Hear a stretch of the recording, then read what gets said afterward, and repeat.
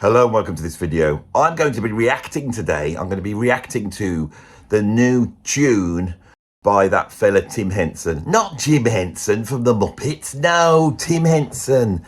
You know the one. He plays in that band that all the youngsters like who play guitar. What they called Polyfiller. You know that band, Polyfiller? I'll say it once again just in case, you know, the joke didn't land. So yeah, he plays in a band called Polyfiller. And he's one of these guitarists who does like to fill every single gap in the music. He's very busy and very virtuoso. And when I was teaching music, he was a favourite of many of my students. So I had to sit through many a Polyfiller track. Well, here he is solo. And I'm going to be reacting to his new tune, which I think is called, well, you can see we're looking at the start of it here. And it's called, this is all about the kids, isn't it? This is, you know, it's called, I think it's called Original Sin. They do love spiky writing, don't they? The old youngsters who are into the complex guitar playing, they like a bit of spiky writing. So Original Sin, so I'm assuming we're going to have lots of Garden of Eden, Adam and Eve. You know, Mr. Henson might even, you know, be playing with a little fig leaf on, perhaps. You know, have we got that to look forward to? I don't know. Shall we see and get into there? And I will react to it as we watch it. You know, so that, shall we do that now? Right, I'm going to start now. Oh, there he is. Of course he is. He's under the tree of knowledge, Mr. Henson is. And there's two of him, so he is both Adam and Eve, isn't he? And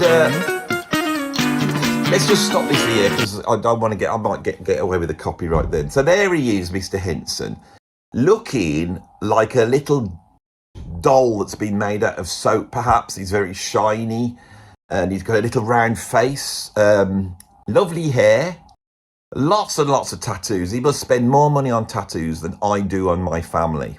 You know, so I'm glad he's doing well. He's playing a nylon string guitar, as you can see.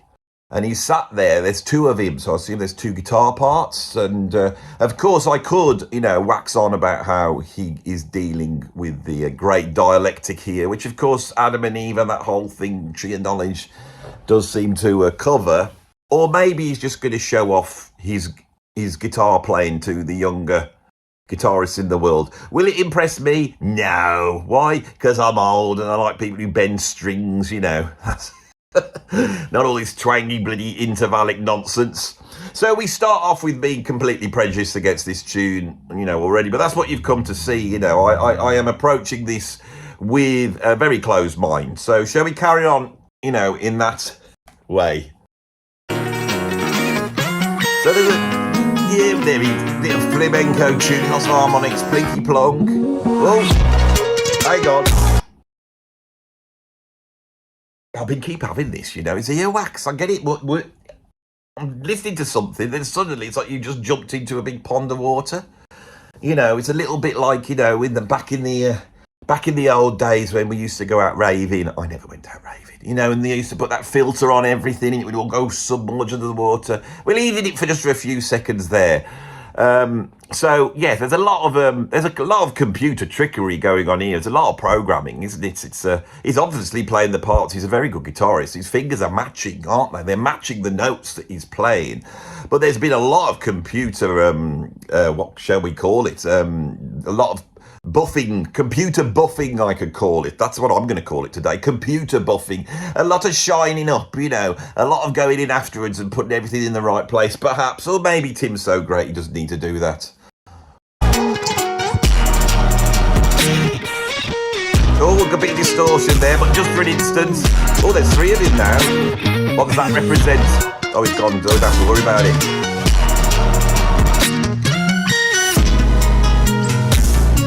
So what I'm hearing, but we'll get into this next. What I'm hearing is a very, very simple chord progression. This is where they have cornered the market for people who want to listen to instrumental guitar music, be blown away by the technique, but they don't want to stress their listeners out. So they have a very, very simple chord progression. To my ears, and I'm no Rick Beato when it comes to this, being a drummer, but it sounds like it's going from the dominant chord, the 5 chord, down to the 4 chord and down to the 1, which is about the most cliched chord progression.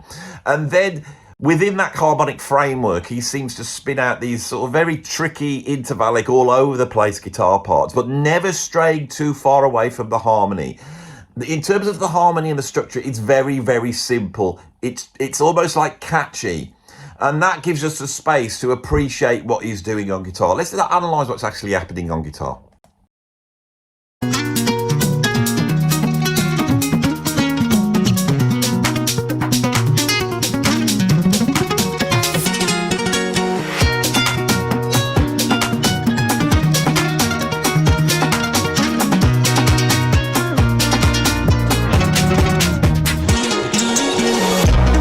Right, so for me, what I'm seeing is he's basically, I mean, they're very tricky guitar parts, and he's playing smack on the harmony of the chord that's underneath, outlining it, and he has written these guitar parts. Now, I have to be honest, when it comes to musicians, the ability to play a set part for me has never impressed me. People think that I'm impressed by this sort of the virtuosity of things. Now, what I'm impressed with is someone being able to create on the spot, in that creation, to embody some sort of emotional aspect. But for me, this is so accurate and on the grid, right, that it's as though any emotionalism or expression has been completely taken out of the music. And what some of the music I like, which gets accused of being just displays of technique, and it's that, and that, this has been reduced to the platonic grid. It's all about being on the grid. It's all about jumping through these difficult hoops that Mr. Henson's jumping through. A bit like Dave Lee Roth, but not as entertaining. He is changing his clothes. So now he's I suppose he's changed and shifted into something that's a little bit more trendier than the bejeweled outfit that he started off with, the sort of Liberace thing that was going on. And I feel this is as much about him representing a sort of ideal to a young teenage boy who plays guitar. And what I find overridingly the case with this is how his sort of asexualness, which has had a ton of money spent on it, is almost there to design and confuse the teenage boy, you know, where he watches Tim, goes, I love Tim so much, he's so great, and he's such brilliant on the guitar, and that's so hard to play, and he's doing all these plinky plonky fast bits, and I love the way his lips are so red and shiny, and his skin is so smooth, and his hair, the way it tousles down, and I love his clothes, I want to get a top like that. So I think there's a lot of that going on. It's very infantile for me. If there's any adults out there that like Polyfiller, I do apologise, but I'm reacting to it, you know. So is anything going to happen with this set? I'm going to be bored with him just standing there.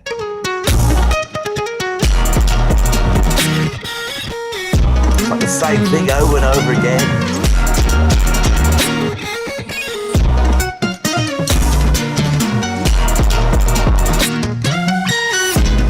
Let's talk a little bit about the rhythm section. When you watch a Polyfiller video, you will see that there's a drummer in there. But when you use your ears, if you've got ears good enough, you'll hear there's no drums on there.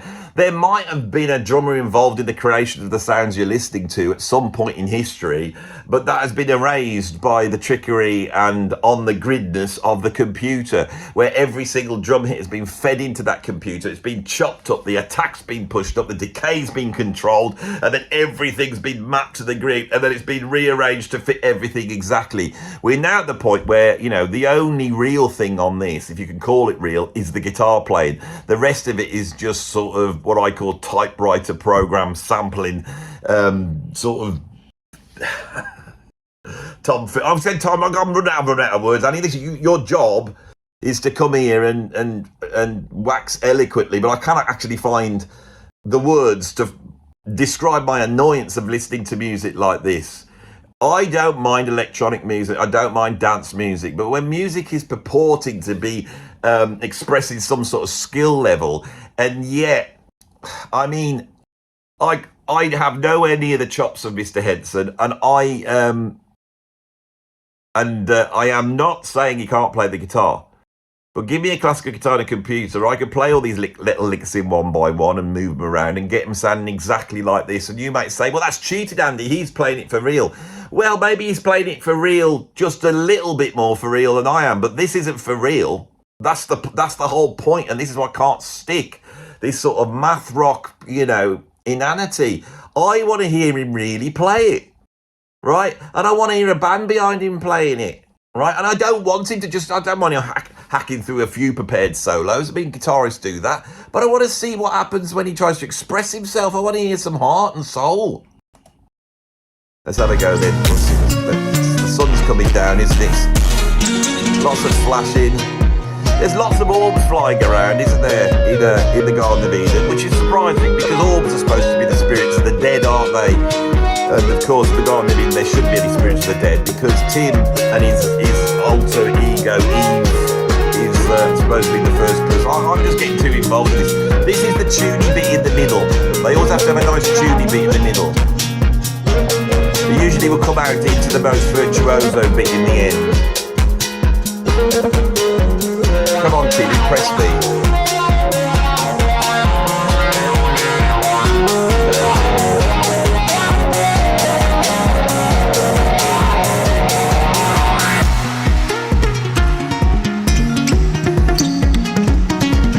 It's gone to more of a notey rhythm now. But there's no development in the composition, it doesn't go anywhere, it's just cycling around this thing over and over again while he does more and more twiddly bits in it. It's all about ornamentation, and there's the tricky bits. I missed it. That's quite nice. We did have a change there. You hear that sort of arpeggio then? I mean, this is only 3 minutes long, and it's too much flashing to me. I'm gonna have a migraine after this, or is it migraine? I never know. Is it migraine or migraine? But whatever it is, I'm going to have one after this. They've gone through the full nexus of Adobe Photoshop plugin effects, haven't they? I just spotted that one when all the light glows out. I've used that on my channel. That's a standard one. Might be getting close up of the tree now. Anything going to happen here? Going to be a snake in there, perhaps? Or an apple? No. Why have I done this for? You might say, Andy, why have you been reacting to I nearly said the right name then. Why have you reacted to polyfiller, Andy? Why did you do that for? I'll tell you why. This is the reasons why, okay? My YouTube went off last week. You may have noticed I was hacked and it disappeared. I'm back now, and I've had a little bit of a sort of revelation while I thought that I'd been cast to the phantom zone of YouTubing, soon to just be a distant memory, No fanfare, no finishing off, no last great video before I go off into the wilderness. And I thought, I've been chasing views too much. I've been too clickbaity, all that type of stuff. It's too much silliness, not really doing what I really should be doing, which is utilising my experience and knowledge and ideas as a musician and music fan and giving you my opinion in an entertaining way so you can every now and then switch me on and I can fill up your boring day with my West Midlands voice chuntering on about something that some of you will find quite amusing and other people might find very annoying. And within that little bit of tension lies the magic, And I thought I might have been doing that, but I need to get back to doing, the proper. I have been, you see. But I thought the channel needs a bit of a kick. Now, these reaction videos, right, where you react to these types, right, this is instrumental music. This is the thing. Polyfiller is instrumental music. It's huge. These videos get millions and millions. They make their money from the views of the videos. They make their money from what's going on online and then being able to push themselves out there, go out and do the gigs. The whole of the marketing of these types of bands, unlike the bands we like, is about the visual. It's about that video. And that's premiered last week, hasn't it? And it's come out. I don't know how many million views it's got. How many million views has this had? Let's have a look. Let's just shrink this down. Well, it's 500,000 views after a week, which isn't bad, really. And maybe, whereas a few years ago, if I'd have done a polyfiller reaction, I just was guaranteed to get a whole bunch of people clicking onto this. I might be a bit late, really, because I've been toying with whether I wanted to do it or not. Do I even want to talk? You don't like them, but you know that this is it. You see, people who watch this channel, they tend to like instrumental music, progressive metal. They like rock. Some of them like jazz, and some of them like fusion.